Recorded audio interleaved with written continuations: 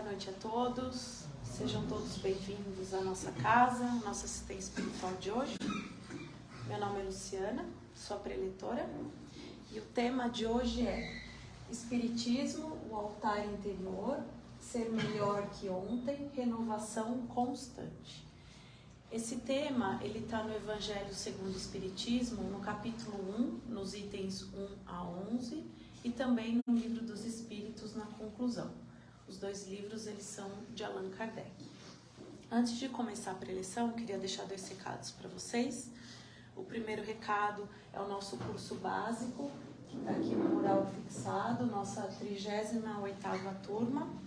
É um curso que ele é gratuito, presencial. Ele acontece todas as quintas-feiras, das 20h30 até as 22 horas. É um curso que já se iniciou, mas ainda é possível entrar porque são aulas independentes e proporciona a gente a conhecer um pouquinho da doutrina espírita, o que é reencarnação, quem é Allan Kardec. A gente vai aprender também sobre as obras do Allan Kardec. E depois desse curso, a gente tem outros cursos também aqui na casa, que aí é o curso de Evangelho, do curso de Aprendiz do Evangelho, tá bom? E outro recadinho também é sobre o curso de pré-mocidade, que ele é feito de forma híbrida, aos sábados, a partir de 13 anos, e o horário é das 16 às 17 horas. Maiores informações, vocês podem falar com o pessoal que fica ali em cima, ali na recepção, tá bom? Vamos agora, fechando os nossos olhos e vamos nos sintonizando com os nossos amigos espirituais. Vamos agradecendo a oportunidade de estar aqui hoje para mais um ensinamento. Vamos nos conectando à nossa mãe, pedindo a ela que nos acolha e nos leve até seu Filho Jesus, a quem nós agradecemos por todos os ensinamentos, em especiais e os ensinamentos de amor e de perdão. E mais sintonizados, vamos chegando até o nosso Pai, a quem também agradecemos por todas as oportunidades de aprendizados, em especial por esta encarnação. Pai nosso que estais no céu, santificado seja o vosso nome. Venha a nós o vosso reino, seja feita a vossa vontade, assim na terra como no céu. O pão nosso de cada dia nos dai hoje, perdoai as nossas ofensas, assim como nós perdoamos a quem nos tem ofendido. E não nos deixeis cair em tentação, mas livrai-nos do mal. Graças a Deus. O capítulo 1, o tema do capítulo 1 do Evangelho, ele fala: eu não vim destruir a lei. E por que Jesus ele faz essa afirmação que ele não veio destruir a lei? Porque na verdade Jesus, de fato, ele não veio destruir a lei. Ele veio para fazer cumprir a lei. E que lei que é essa? Que o capítulo 1 do Evangelho, que é o nosso tema da preleção, fala. São as leis divinas, aquelas leis que são imutáveis, aquelas leis que elas devem ser cumpridas em todo o mundo, né? E principalmente, a principal lei é a lei do amor. Nós temos, ao longo aí da humanidade, 3 revelações. O que é revelar? Revelar significa tirar o véu. É trazer conhecimento para aquelas pessoas, é revelar alguma coisa que não era do conhecimento e se torna público. E qual foi a primeira revelação? A primeira revelação foi a de Moisés, lá no Monte Sinai, lá naquela época, quando ele revelou a lei da justiça. Então, por exemplo, era a lei do olho por olho, dente por dente, era a lei do amar o vosso próximo e odiai os vossos inimigos. E por que lá naquela época a gente falava, foi revelada essa lei, né, a lei da justiça? Porque naquela época aquela era a lei que era necessária, porque lá naquela época, as pessoas, né, que estavam aqui na humanidade, que viviam lá naquela época, eram pessoas menos evoluídas, eram pessoas que estavam em evolução. Então elas precisavam naquele momento receber aquele determinado tipo de lei, uma lei mais rígida. E aí, a segunda revelação foi a revelação de Jesus, né? E qual foi a revelação de Jesus? Foi a lei do amor, a lei do perdão. Então Jesus, ele trouxe através do amor uma oportunidade que o ser humano ele pode ver de ajudar o próximo, de praticar a caridade.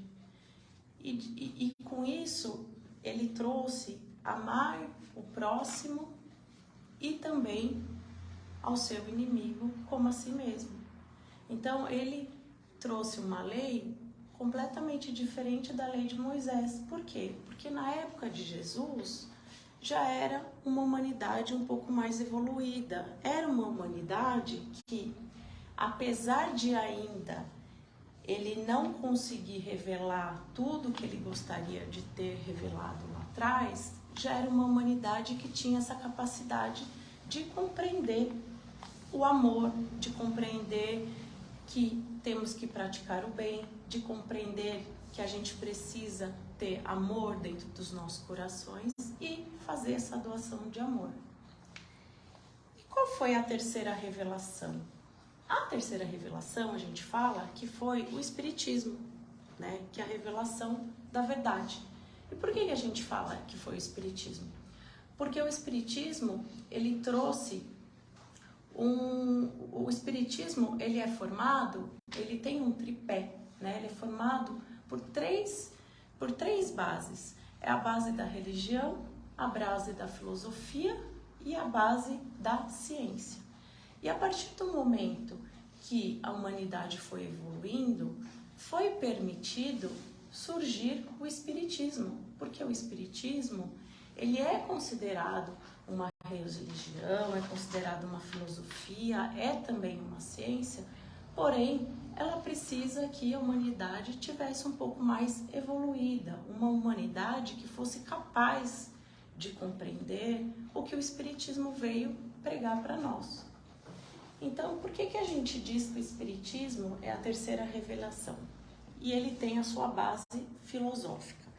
Filosofia, porque o Espiritismo ele fala da criação humana, da onde que a gente evoluiu, por que a gente evoluiu, aonde que a gente vai chegar. Por que é uma base religiosa? É religiosa porque nós, os seres humanos, na visão do Espiritismo, todos nós somos médiuns. E por nós sermos os médiuns, nós somos um canal de comunicação direta entre os espíritos. Então, nós somos um canal de comunicação de nós aqui encarnado com o espírito que está desencarnado. E a gente não precisa de nenhum intermediador, por exemplo, de um padre, de um papa, né? Isso é dispensável no Espiritismo, porque a gente consegue ter essa conexão, essa ligação direta com o mundo espiritual. E por que ele é considerado ciência? Porque o Espiritismo, ele também revelou e tirou da frente todas as dúvidas de que tinham a respeito de efeitos sobrenaturais, né? Porque no começo algumas pessoas imaginavam que o Espiritismo era um fenômeno sobrenaturais, que na verdade não tinha nenhum tipo de embasamento científico, quando na verdade a gente sabe que não é verdade. Então a ciência provou que o Espiritismo não é um efeito basicamente sobrenatural, mas sim já está cientificamente comprovado, né? Que existe um mundo espiritual lá fora, que lá do outro lado, que a gente consegue fazer essa conexão e tudo embasado através cientificamente da ciência. E aí, agora eu gostaria de perguntar para vocês, por que dessa revelação do Espiritismo, né? Por que fazendo uma reflexão. Estamos aqui hoje, segunda-feira, 8h10, escutando uma preleção, né? Qual que é a consequência do Espiritismo nas nossas vidas, né? A principal consequência do Espiritismo nas nossas vidas é a reforma íntima, né? É a nossa resignação, é a gente tolerar as dificuldades dos outros, é a gente conseguir aceitar um problema, por mais difícil que ele seja, né? Então, por que a gente está aqui hoje, né? A gente está aqui hoje porque todos nós temos um objetivo que pode, por mais diverso que seja, é um objetivo de melhora, é um objetivo de evolução espiritual, é um objetivo de buscar mais conhecimento ou de buscar a razão de por que eventualmente está acontecendo alguma coisa nas nossas vidas, de dar um conforto, de buscar uma fé, né? Então tudo isso faz parte dessa reforma íntima, né, que a gente tanto fala aqui na casa, nas nossas preleções, né? E por quê? Porque a gente está em constante evolução, né? A gente fala que o espírito ele não evolui, ou ele fica parado ou ele evolui, né? E o que a gente busca sempre é o bem-estar e procurar evoluir, né? E como que a gente consegue evoluir? A gente consegue evoluir seguindo os ensinamentos de Jesus, que são os ensinamentos de amor, são os ensinamentos do perdão, ensinamentos da caridade. Então, além de a gente olhar para nós, né, como que a gente faz para eu conseguir ajudar o meu próximo? Né? O que Jesus faria se ele estivesse no meu lugar, diante de uma situação? Se eu vejo uma pessoa na rua, né, o que Jesus faria? Será que ele iria ignorar? Será que ele iria parar? Ele iria procurar ajudar? Então, é por isso que o Espiritismo, ele traz todas essas ferramentas para nós. Nós, seres humanos, espíritos em constante evolução. Então, por isso que a gente fala ser melhor que ontem, né? Então, cada dia a gente tem que buscar essa renovação constante que está dentro de nós, né? E através do conhecimento, através das preleções, através das leituras, através de a gente se olhar para dentro da gente e ver o que a gente pode melhorar, saber aonde que o calo aperta e o que a gente pode fazer, né? E fica também outra reflexão, né, com relação a essa questão da resignação, o quanto nós somos tolerantes diante de erros e dificuldades do próximo, né? Nós sabemos que da mesma forma que nós, mas o próximo também está em constante evolução, né?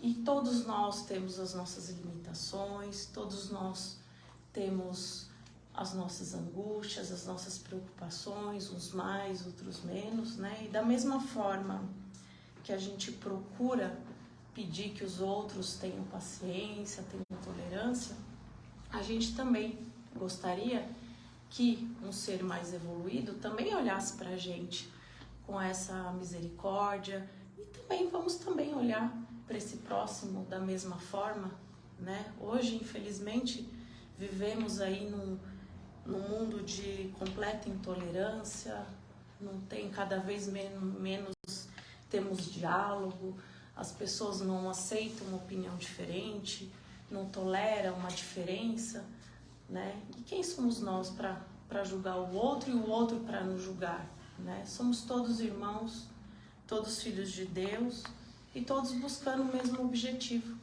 né? De a gente querer evoluir. Então, quando a gente eventualmente se deparar com uma situação dessa, vamos refletir, ver se vale a pena a gente entrar numa discussão, entrar numa questão de divergência, de diferença, ou se vale a gente ter esse conhecimento.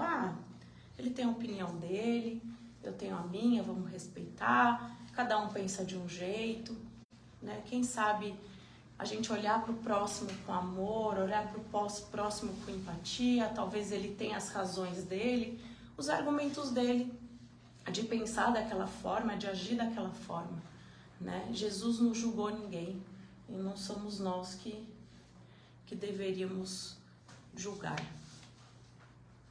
É isso que eu tinha para falar para vocês hoje. Vamos então, aproveitando toda a oportunidade, todos os nossos amigos espirituais que estão aqui conosco hoje, e vamos pedindo que eles enviem vibrações de muito amor e carinho para o nosso Brasil, para todos os seus governantes políticos, para todos os aflitos, todos os moradores de rua, em especial para todos os nossos lares, que possamos ter uma semana tranquila e possamos sair daqui melhores do que chegamos. Que assim seja, graças a Deus.